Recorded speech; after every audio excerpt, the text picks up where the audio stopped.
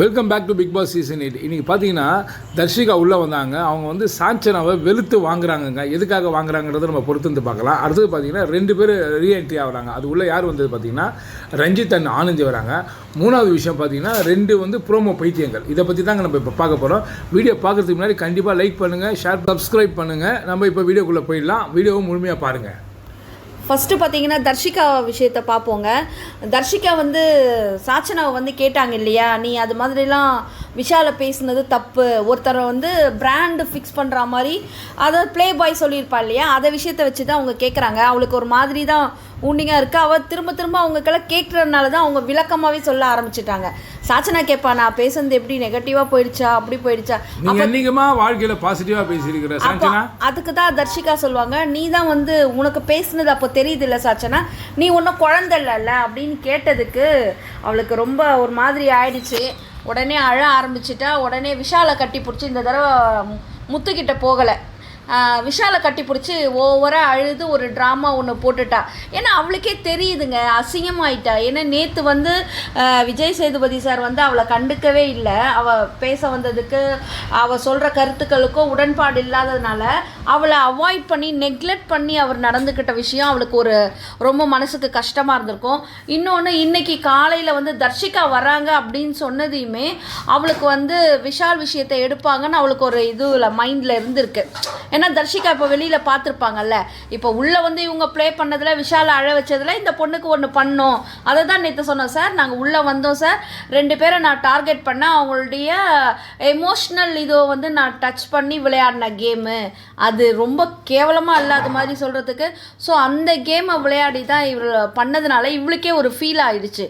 So நம்ம வந்து வெளியில் வந்து நம்மளை தவறாக ப்ரொஜெக்ட் ஆகிட்ருப்போமோ அப்படின்றதுனால அவளுக்கு இன்னும் கொஞ்சம் மனசு பாரமாக இருந்ததுனால 3 வாய்ப்புகள் கொடுத்தா அது ஒரு மிகப்பெரிய ஒரு தப்பு பண்ணியிருக்கு பிக் பாஸ். அதுதான் சொல்ல முடியும். ஏன்னா அது உண்மையிலேயே உள்ளே வந்ததுலேருந்து பிரயோஜனம் கிடையாது. ஏதோ ஒன்று பண்ணின்னு அமக்கலம் பண்ணின்னு தேவையில்லாத சண்டை போட்டு சாப்பாட்டுக்கு சண்டை போட்டுக்கின்னு அமக்கலம் பண்ணின்னு அது குழந்தைத்தனன்றது போய் வில்லத்தனம் ரொம்ப அதிகம். அதுவும் வில்லமான கேரக்டர். அதுவும் இல்லாமல் அவள் வந்து இவளை நம்ம சௌந்தர்யா மாதிரி ட்ரெஸ் பண்ணிக்கிறதும், அவளை மாதிரி முடியை தூக்கி முன்னாடி போட்டுக்கிறதும், அவளையே உத்து பார்க்கறதும், கேட்டாக்கா சொல்கிறா ஒரு மாதிரி தலையாட்டுறது, உன்னை பார்த்தேன் வெளியில் அப்படிலாம் சொன்னது, ஆமாம் மரியாதை குறைவாக மாக் பண்ணுறது, இதெல்லாம் பார்க்குற அவளுக்கு என்னன்னா ஒரு பொறாமை இருக்குது.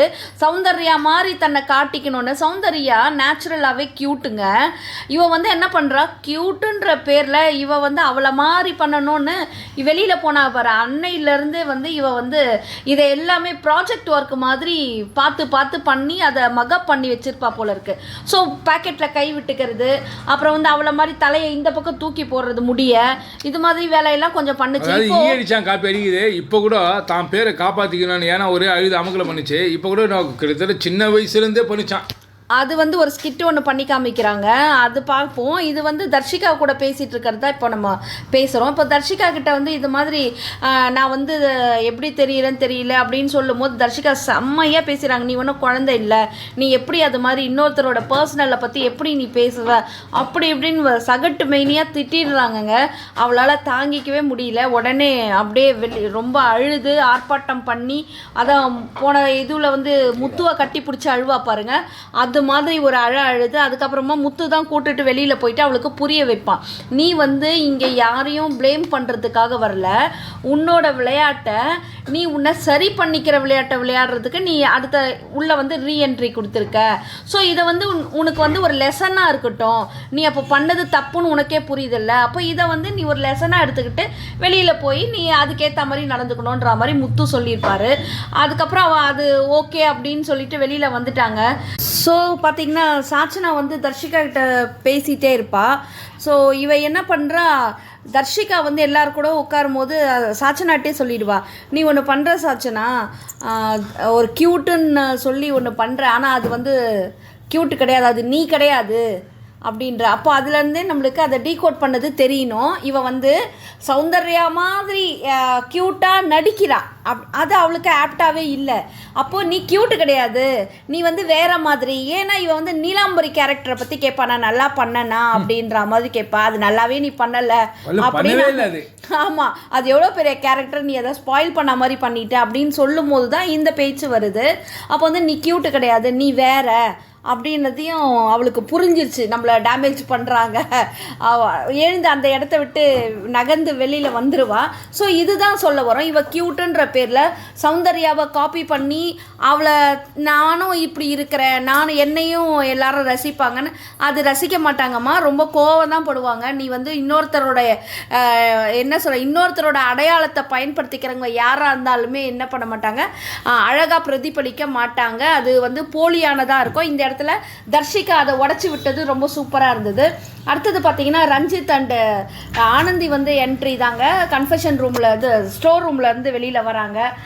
பார்த்தீங்கன்னா அவர் எப்போதும் போல் அவர் ஒரு க்யூட் மோடு தான் சொல்லணும். சைலண்ட், அவர் ரொம்ப அதிகமாக பேச மாட்டார். அவர் வந்ததையுமே சௌந்தர்யாவுக்கு ரொம்ப ஹாப்பியாகிடுவார். சிரிப்பா பார்த்துட்டு ஜெஃப்ரி எல்லாருமே சௌந்தர்யாவை அவர் கட்டி பிடிச்சிக்குவார். ஏன்னா அவர் தலையை தடவி கொடுக்குறதுலேருந்து நீ ஸ்மார்ட்ரா, நீ நல்லா பண்ணுற தங்கம் அப்படின்ற மாதிரி இருந்தது சௌந்தர்யாவுக்கு. அது ஒரு ஹாப்பி மூமெண்ட்டு. அடுத்தது வந்து ஓடி போய் பவித்ரா வந்து ஆனந்தியை கட்டி பிடிச்சிக்கிட்டாங்க. ஸோ அவங்க 2 பேரும் ஃப்ரெண்ட்ஸ் இல்லையா. இப்போ பார்த்தீங்கன்னா பவித்ரா பண்ணுறது எப்படி இருக்குன்னா, தர்ஷிகா வந்தப்போ அவங்க கட்டி பிடித்து அப்ரிஷியேட் அப்ளாஸ் கொடுத்ததாக இருக்கட்டும், ஆனந்தி வந்தப்போ. ஸோ இது மாதிரி ஒவ்வொருத்தராக வந்து வரும்போது எல்லாம் பார்த்தா இந்த 6 பேர் கொண்ட குழு வந்து திரும்பவும் மீட்டப் ஆகும்னு நினைக்கிறோம் நம்ம. ஏன்னா சுனிதா இதில் ஏற்கனவே இருந்தாங்க, ஜாக்லின் மட்டும்தான் இப்போ இதில் வெளியில் வந்திருக்காங்க. ஸோ இந்த 6 பேர் கொண்ட குழு திரும்பவும் என்ன குளறுபடி பண்ண போகுதுன்னு தெரியல. ஆனால் வர்றவங்க எல்லாருக்குமே ஒரே ஆச்சரியம், பவித்ரா நீ எப்படி இவ்வளோ நாள் இதுக்குள்ளே இருக்க? பவித்ராவே வாயிலே வந்து அதுவே சொல்லிடுது, நான் போயிருப்பேன், நான் இருப்பேன்னு நினைக்கவே இல்லை. தீபக் அண்ணாக்கு பதில் நான் தான் போயிருக்கணும், நான் எப்படி இருக்கிறேன்னு தெரியல. நடிக்கிறது எல்லாரையும் வந்து எல்லாருடைய என்ன சொல்கிறது, மற்றவங்களுடைய இதுவை எல்லாமே இவ திருடி ஸ்பேஸு அவங்களுடைய அப்ளாஸ் எல்லாத்தையுமே திருடி இவ்வளோ நாள் ஓட்டிகிட்டு வரவங்க தான் இந்த பவித்ரா. அடுத்தது பார்த்திங்கன்னா இந்த விஷயம்லாம் முடிஞ்சிட்ட பிறகு சாட்சனா வந்து இதை சரி பண்ணிக்கிறதுக்காக ஒரு என்ன சொல்கிறது, ஒரு ஸ்கிட்டு மாதிரி ஒன்று பண்ணிகிட்ருக்கா. இது கூட வந்து சாட்சனா, வர்ஷினி,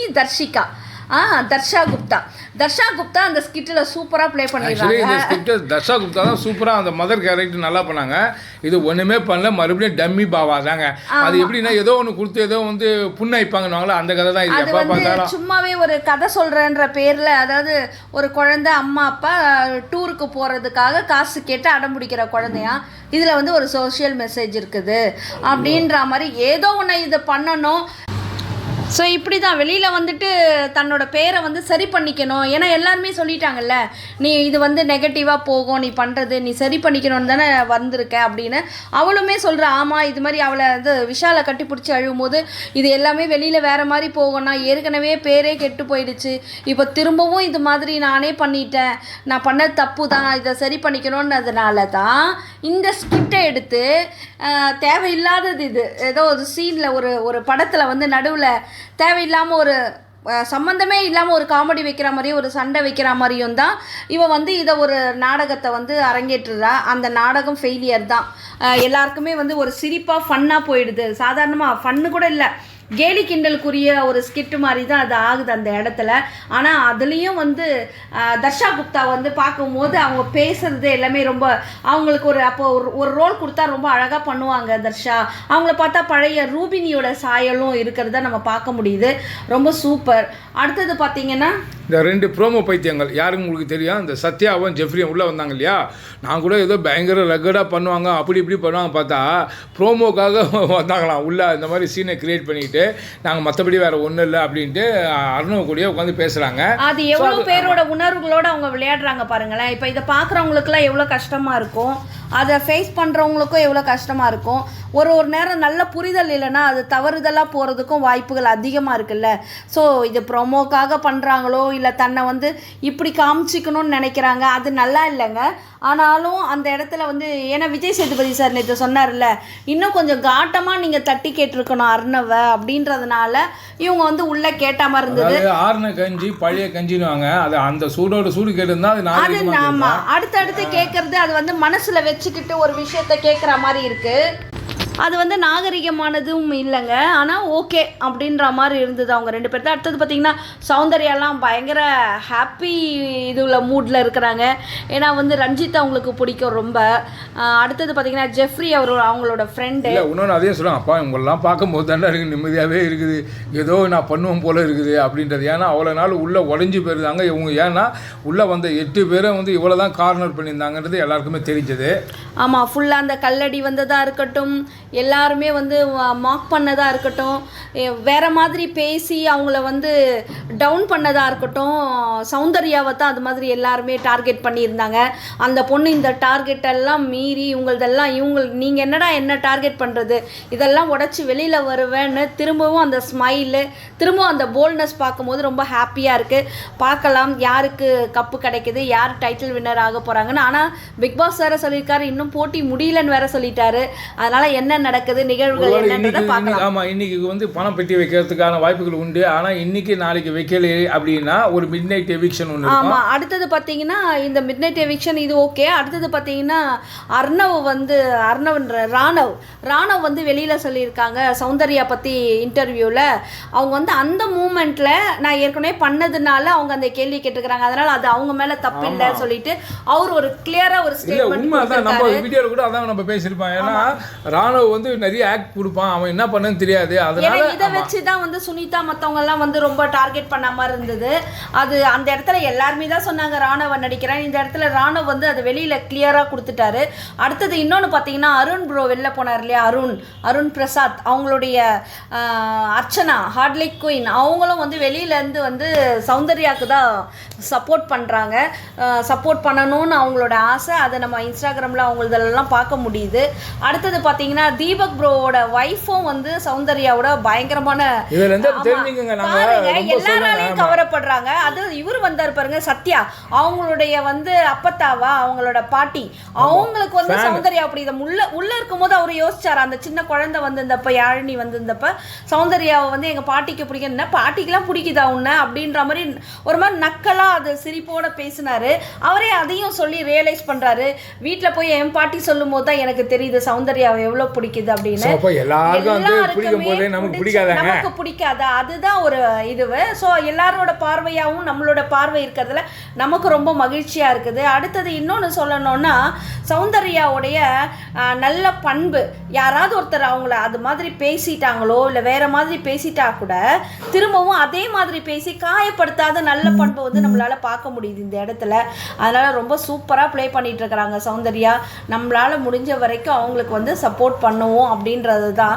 சப்போர்ட் பண்ணுவோன்னு இல்லை, அவங்க இன்னும் நல்லா ப்ளே பண்ண, இப்போ திரும்பவும் வேற மாதிரி அவங்க ப்ளே பண்ணாமல் இருக்கணும்னு நம்ம இது நினைக்கிறோம். ஏன்னா எப்போவுமே இதே சட்டிலோட இந்த மூவ்லேயே அவங்க போனாங்கன்னா கப்பு நிஜமாக அவங்க ஜெயிக்கிறதுக்கு அதிக வாய்ப்புகள் உண்டு. ஆக மொத்த மக்களே, இந்த வீடியோ உங்களுக்கு கண்டிப்பாக பிடிச்சிருக்கும் நினைக்கிறேன். பிடிச்சிருந்தா லைக் பண்ணுங்கள், கமெண்ட் பண்ணுங்கள், ஷேர் பண்ணுங்கள், சப்ஸ்கிரைப் பண்ணுங்கள். தேங்க்யூ.